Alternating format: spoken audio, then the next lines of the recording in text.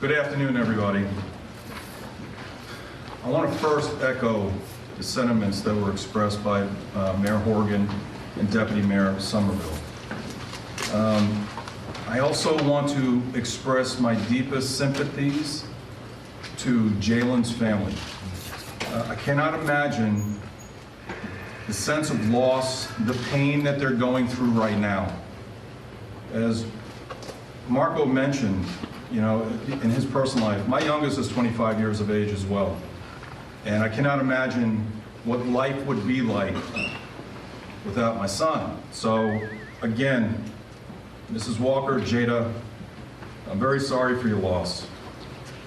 But I want to personally thank you. I want to personally thank you for the way in which you have been dealing with this situation. You have asked for peace in an environment that is ripe for aggression and violence. You have asked for trust and let this process move forward. If Jayland reflects the character of this family, which I continually heard that he did, you raised a good son. And again, my deepest condolences and sympathies. On Monday morning, officers of the Akron Police Department were involved in an officer-involved shooting. In a few moments, you will be seeing two videos that will address what led up to the shooting. When I was sworn in as Chief of Police 10 months ago, I began moving the police department in a direction to have outside independent investigations when officers are involved in a shooting. So on Monday morning, I formally requested the Ohio Bureau of Criminal Investigations to investigate this shooting. Some of the benefits of having an independent investigation include increased perceptions of credibility of the findings, increased transparency. The public tends to trust the results and fairness of the investigation, and quite frankly, this has become best practice in my profession.